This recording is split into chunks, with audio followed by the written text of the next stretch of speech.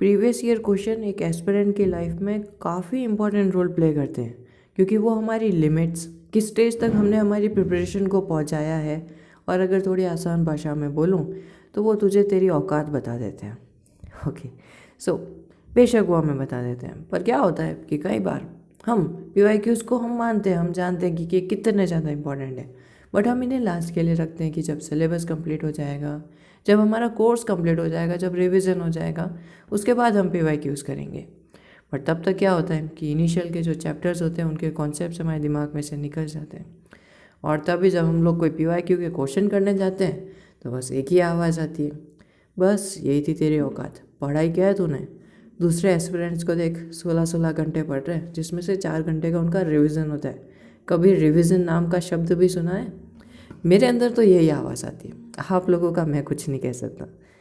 तो ठीक है, इसीलिए हमारे पास पूरे दिन में यानी कि 24 घंटे में से एक समय ऐसा होता है जब हमारे पास उस काम को करने के अलावा और कोई काम नहीं होते, बेशक कि वो सोने के अलावा काम है, वो है खाना खाना।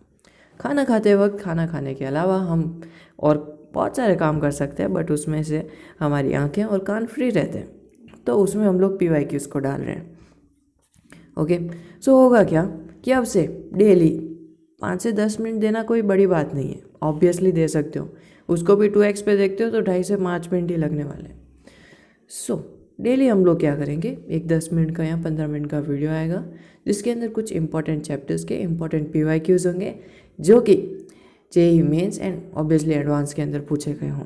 मैं 100% कह सकता हूँ कि वो रिपीट तो नहीं होंगे, बट वो लेवल ज़रूर बता देंगे, और वो बेशक उन्हीं चैप्टर्स के होंगे जो आपने कंप्लीट कर रखे हैं। जैसे कि मैं बात करूँ ऑर्गेनिक केमिस्ट्री, हाइड्रोजन रिडॉक्स, मतलब इजी चैप्टर्स, और ना सिर्फ केमिस्ट्री। ये वीडियो केमिस्ट्री की, ऑर्गेनिक केमिस्ट्री के लिए है, GOC के लिए, बट बहुत सारे चैप्टर्स हैं और हम लोग सबको उठाएंगे। ऐसा मत सोचना कि मैथ्स को नहीं उठाएंगे, बेशक उठाएंगे, मैथ्स को भी उठाएंगे। तो चलो, आज के 2 मिनट तो हम वेस्ट कर चुके हैं, पर बिना किसी बकवास के शुरू करते हैं। तो इसको लाने की वजह ये थी क्योंकि इतना तगड़ा रिस्पॉन्स आया था, तो मैं मना कैसे कर सकता हूँ। खैर कोई बात नहीं। तो ये रहा वो PDF, ओके, जिसके अंदर ऑर्गेनिक केमिस्ट्री है, basic principle and technique, obviously हमारे 11th का चैप्टर है, उसका कुछ क्वेश्चंस हैं। ओके, तो चलो शुरू करते हैं हम लोग शुरू करते हैं इस इजी से क्वेश्चन से, जो कि शायद आपको आ जाएगा और थोड़ा सा कॉन्फिडेंस ही बिल्डअप कर लेगा। कि the number of sigma bonds in this, बताओ, चलो अपना टाइम लो और बताओ कि इसके अंदर कितने सिग्मा बॉन्ड्स हैं। हाँ, आराम से टाइम ले लो, चलो मैं ही वेट कर लेता हूँ, कहाँ पॉज करोगे।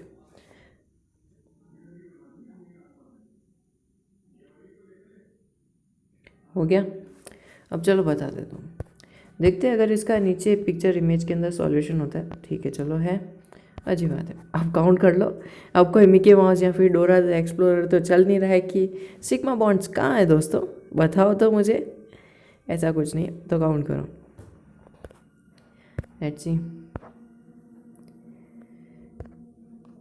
1 2 3 4 5 6 7 8 9 एंड 10। ऑब्वियसली सेंस इधर है। ओके, सो यहाँ पे 10 सिग्मा बॉन्ड्स हैं। इसके बाद आ जाते हैं, देखो ऑब्वियसली बात है, ठीक है, बहुत इजी सा क्वेश्चन था, इसीलिए पहले पूछा है। धीरे धीरे हम लोग आगे आते हैं। The number of acyclic structures, structural isomerism including geometrical isomerism for pentene are. देखो, इसके लिए 6 होते हैं, ठीक है, प्लस अगर हम लोग जियोमेट्रिकल आइसोमेरिज्म को इंक्लूड करते हैं तो, नहीं करते हैं तो 5 होते हैं, उसके जियोमेट्रिकल आइसोमेरिज्म को इंक्लूड कर लेने के बाद 6 होते हैं। अगर इनका फार्मूला के फॉर्म में देखना चाहते हो तो ये है, नहीं तो इनका प्रॉपर स्ट्रक्चर देखना चाहते हो तो वो ये है।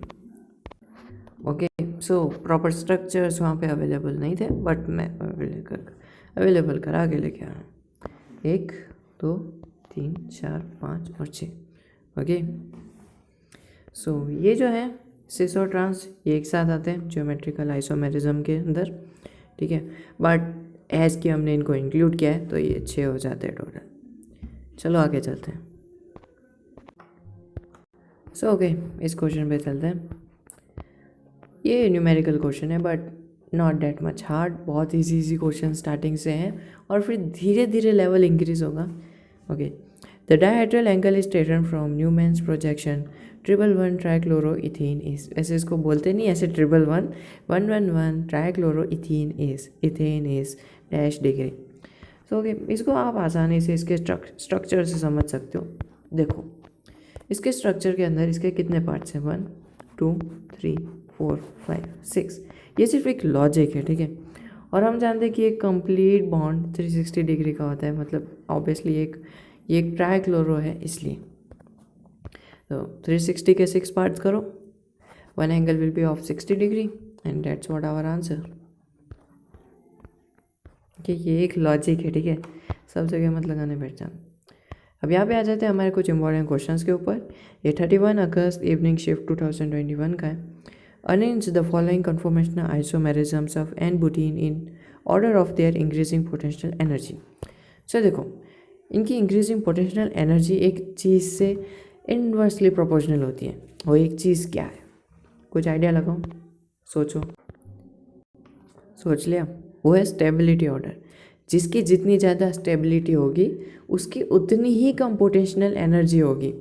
जैसे एग्जांपल ले लेते हैं इस फर्स्ट वाले का, इसके अंदर ये सारी चीज़ें एकदम अच्छे से जियोमेट्रिकली प्रेजेंटेड है, ठीक है। मतलब ये सिर्फ एक मैं आपको एक लॉजिक बता रहा हूँ, तो ये अच्छे से बिखरी हुई है, ठीक है, मतलब कि एक स्टेबल है। और इसी को स्टेबल होने की वजह से इसकी पोटेंशियल एनर्जी सबसे ज़्यादा कम होगी। उसके बाद क्या आता है, उसके बाद देखने से लगता है कि यहाँ पे थर्ड नंबर का आना चाहिए, यानी कि सबसे फर्स्ट तो ये होगा और उसके बाद ये होगा। एमसीक्यूज़ की ये दो खासियत है। अब शायद ऐसा कोई आंसर मिल जाए जिसके लास्ट में ये हो और लास्ट सेकंड में हमारा ये थर्ड वाला, and we here we go with this and this is our correct answer, option number C. देख लो भाई, मेरे ऊपर अगर विश्वास नहीं हो तो यहाँ देख लो। More stable, less potential energy, stability order 13442 and the potential energy is 2431, okay, and our answer is 3, obviously that is correct। 3 मेरा मतलब है कि सी वाला, ओके। सो चलो अब इसके ऊपर चलते हैं। Choose the correct name for the compound given below. इसको वो ट्राई करके देखो, सोचो, कुछ लॉजिक लगाओ, कुछ तो सोचो, कुछ तो आंसर होगा, कुछ तो पता होगा, ठीक है। चलो इतना तो पता चल रहा है कि इसके अंदर कोई फंक्शनल ग्रुप नहीं है, तो सबसे ज़्यादा प्रायोरिटी तो इसी को दी जाएगी। उसके बाद बॉन्ड्स के अकॉर्डिंग यहाँ से काउंटिंग शुरू होगी, वो भी सही है। और यहाँ पे 2 इन के स्ट्रक्चर्स हैं और यहाँ पे ये एक है, तो इसका अंदाजा कुछ ऐसा लग सकता है ना, 2E 2 ब्रोमो हेक्स 2 इन 4 वाइन। देखो अब कहोगे कि यहाँ पे हेक्स क्यों आ गया, सोचो, हेक्स पूछोगे, काउंट करो एक बार फिर से, फिर पूछो। हेक्स मतलब हमेशा यही नहीं होता कि वो एक हेक्सागोनल ही होगा, हमेशा इसका मतलब ही हेक्स नहीं होता, ठीक है। दूसरे स्ट्रक्चर्स भी होते हैं जहाँ पे हेक्स आ जाता है, ये भी एक हेक्स भी आता है इसमें, ओके। तो इसका करेक्ट आंसर है हमारा सी वाला, जो कि है 2E 2 ब्रोमो हेक्स 2 इन 4 इन, ओके। 4 वाइन, जो पता नहीं उसको कैसे प्रोनाउंस कर सकते हैं अपन। यहाँ देख लो, जैसा कि मैंने बोला कि first the priority group according to the CIP rule, तो ग्रुप तो हमारे पास एक ही है, वही है BR। इसको सबसे ज़्यादा प्रायोरिटी दे देते हैं, 1 2 यहाँ लिख देते हैं, 1 2 यहाँ लिख देते हैं। फिर उसके बाद बॉन्ड्स के ऊपर जाएगा तो 1 2 यहाँ आ जाएगा, फिर उसके बाद इसको उठा लेंगे तो 2 ब्रोमो हेक्स 2 इन 4 इन हो जाएगा, ओके। चलते हैं हमारे तीसरे क्वेश्चन के ऊपर।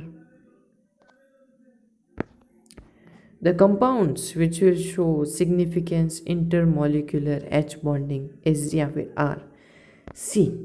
मैं इसके अंदर आप लोगों को आंसर तो बता रहा हूँ, बट उसका लॉजिक आपको कमेंट बॉक्स में लिखना पड़ेगा। और उसका लॉजिक अगर मैं बताऊँ, अगर आप ऐसा चाहते हो तो मिलते हैं अगले डिनर पे, ओके। मेरे लिए कुछ स्पेशल बनाना। सो इसका करेक्ट आंसर है बी। नीचे कमेंट बॉक्स में जाओ, हाँ ठीक है, गूगल कर लो, कहीं सर्च कर लो, किसी का डाइजेस्ट में होगा, कैसे भी करो, आंसर तो पता चल रहा है ना, that's it. So thank you for coming and thank you for watching. Please share it.